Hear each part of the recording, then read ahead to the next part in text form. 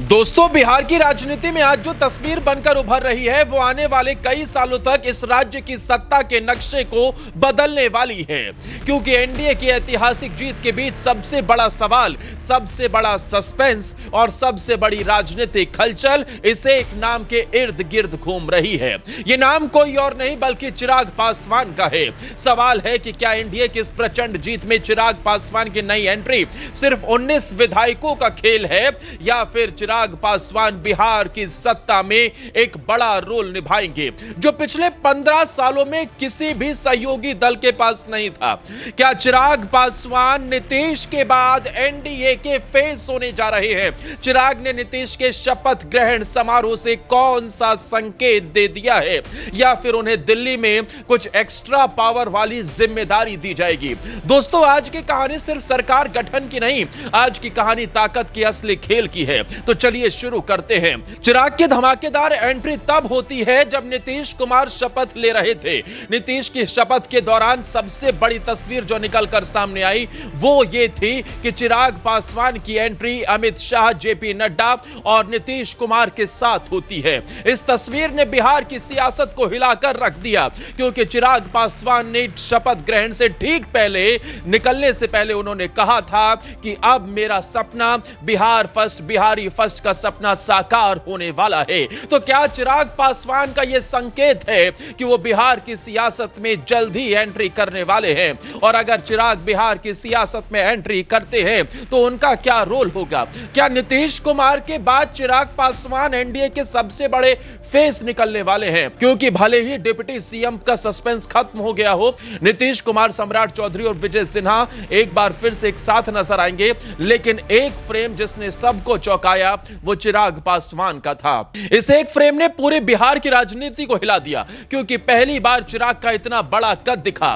पहली बार उन्हें top table पर जगह मिली और पहली बार स्पष्ट हो गया कि नई सरकार में चिराग की भूमिका सिर्फ सहयोगी की नहीं होगी बल्कि किंग मेकर सहयोगी की होगी। क्यों? क्योंकि लोजपा रामविलास इस बार 19 सीटें जीत कर आई है, लेकिन दोस्तों सबसे बड़ी बात जो है कि उसका स्ट्राइक रेट 68% रहा है। 2020 में सिर्फ 1 सीटें मिली और 2025 में 19 सीटें। यह सिर्फ एक जीत नहीं है, यह राजनीतिक पुनर्जन्म है दोस्तों। क्या चिराग को बड़ा पद मिलेगा? यह सवाल भी है। हां, यह सच है कि चिराग पासवान जरूर कोई बड़ा पद मांग रहे हैं। यह भी सच है कि बीजेपी और जेडीयू दोनों इससे खुश नहीं है। क्यों? क्योंकि पिछली बार 2 डिप्टी सीएम थे, दोनों बीजेपी के थे और इस बार भी उसी फॉर्मूले को ही दोहराया गया है। लेकिन कहानी यहां खत्म नहीं होती। चिराग पासवान डिप्टी सीएम पर भी संतुष्ट नहीं थे। चिराग से कहा भी गया कि अगर इस पे आपको मानना है तो बताइए, लेकिन चिराग दिल्ली में वैसे ही एक बड़े कद के मंत्री है, नेता है।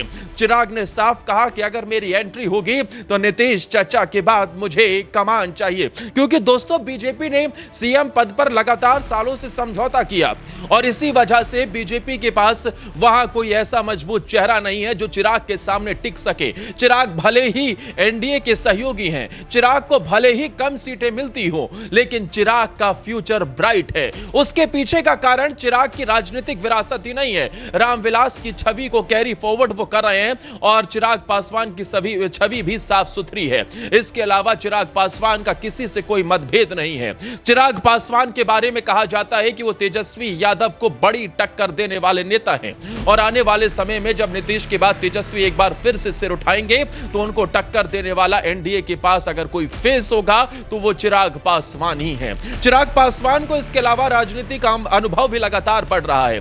केंद्र में मंत्री होने के साथ चिराग पासवान की प्राथमिकता हमेशा से ये रही है, क्योंकि वो बिहार फर्स्ट, बिहारी फर्स्ट की बात करते हैं। इसीलिए उन्होंने कई बार इशारा किया कि वो दिल्ली नहीं बिहार की सियासत करना चाहते हैं, वो बिहार में ही रहना चाहते हैं। और इस बार तो चिराग पासवान सिर्फ मजबूत नहीं है बल्कि उनकी शक्ति केंद्र भी बहुत बढ़ा चुका है। उनके पास खुद का सांसद पद, उनके बहनोई अरुण भारती सांसद, केंद्र में उनके पास बड़ा मंत्रालय, बिहार में 19 विधायक, यानी केंद्र प्लस बिहार दोनों जगह उनका वेट हैवी है। वो हैवी पावर के नेता बन चुके हैं और इन दोनों को मिलाकर देखें तो चिराग को इग्नोर करना बीजेपी के लिए बहुत भारी भी साबित हो सकता है। सवाल है कि क्या चिराग पासवान को डिप्टी सीएम का पद भी ऑफर किया गया था? हां, कहीं ना कहीं खबरें ऐसी जरूर निकलकर सामने आई कि डिप्टी सीएम के पद को लेकर मत्थापच्ची चल रही है और चिराग की पार्टी ने भी इस बात को लेकर कहा कि भैया हमारा स्ट्राइक रेट अच्छा है, हमें डिप्टी सीएम का पद मिलना चाहिए। लेकिन दोनों डिप्टी सीएम बीजेपी के पास ही हैं। सम्राट चौधरी और विजय सिन्हा पहले से ही डिसाइड थे। तो फिर चिराग को क्या मिलेगा? चिराग को असली पावर पैकेज मिलने वाला है दोस्तों। अब असली खबर, चिराग जो चाहते हैं और जो बीजेपी उन्हें देने की तैयारी कर रही है, वो पद सिर्फ डिप्टी सीएम तक का नहीं था उनकी पार्टी को। चिराग पासवान को बिहार में 2 से बड़े 3 मंत्रालय भी दिए जा सकते हैं। देखिए, उनके 2 नेताओं ने मंत्री पद की शपथ ली है और ऐसे मंत्रालय दिए जा सकते हैं जो सीधे जनता से जुड़े हों, जिनके जरिए वो अगले 5 सालों में बिहार का असली युवा चेहरा बन सके। इसके अलावा केंद्र सरकार में भी चिराग पासवान को एक और बड़ी जिम्मेदारी दी जा सकती है, क्योंकि बीजेपी जानती है कि 2025 के बाद की राजनीति में पासवान वोट बैंक बिहार की सबसे बड़ी डील मेकर ताकत बनने वाला है। और यह सच्चाई बीजेपी अच्छी तरह समझती है कि चिराग को दबाना अब आसान नहीं है, क्योंकि चिराग के पास अब वो शक्ति है जो उनके पिता रामविलास पासवान के पास 1996 से 2014 के बीच थी।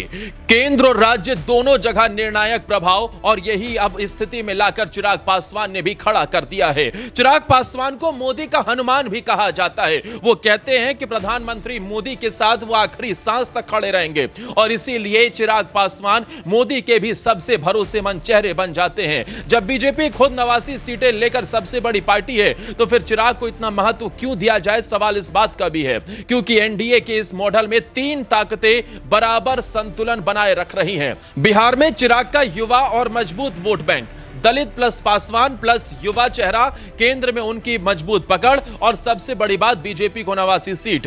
बीजेपी में 2025 से 2030 के बीच एक युवा ऑल इंडिया फेस चाहती है जो बिहार से उपजे और राष्ट्रीय राजनीति में चमके। जैसे कभी उत्तर प्रदेश में योगी, गुजरात से मोदी, एमपी से शिवराज, वैसे ही बिहार से चिराग। बीजेपी इस समय भविष्य की राजनीति भी सेट कर रही है दोस्तों, इसलिए चिराग को बड़ा रोल बीजेपी को देना ही होगा। और यही कारण है कि चिराग पासवान को 2025 नहीं बल्कि 2030 की तैयारी के लिए बीजेपी ने अभी से तैयार करना शुरू कर दिया है। एनडीए में सबसे भरोसेमंद चेहरा भी है, इसके अलावा मोदी के करीबी भी हैं, युवा चेहरा है, तेजस्वी की काट है, संयमित नेता है। ये सब फैक्टर चिराग पासवान के पक्ष में जाते हैं और वो हमेशा हर मंच से बिहार फर्स्ट, बिहारी की फर्स्ट की बात करते हैं। ऐसे में चिराग पासवान का वजन लगातार बढ़ रहा है। शपथ ग्रहण समारोह के दौरान भी चिराग पासवान की ताकत पूरे देश ने देखी। दोस्तों, क्या आप भी मानते हैं चिराग पासवान को नीतीश के बाद बीजेपी और एनडीए सबसे बड़ा चेहरा बनाएगी? और क्या चिराग पासवान को तेजस्वी के खिलाफ अगले चुनाव में एनडीए को उतार ही देना चाहिए? कमेंट कर अपनी राय जरूर बताना दोस्तों, और अगर वीडियो अच्छी लगी हो तो प्लीज हमारे चैनल को सब्सक्राइब कर लेना।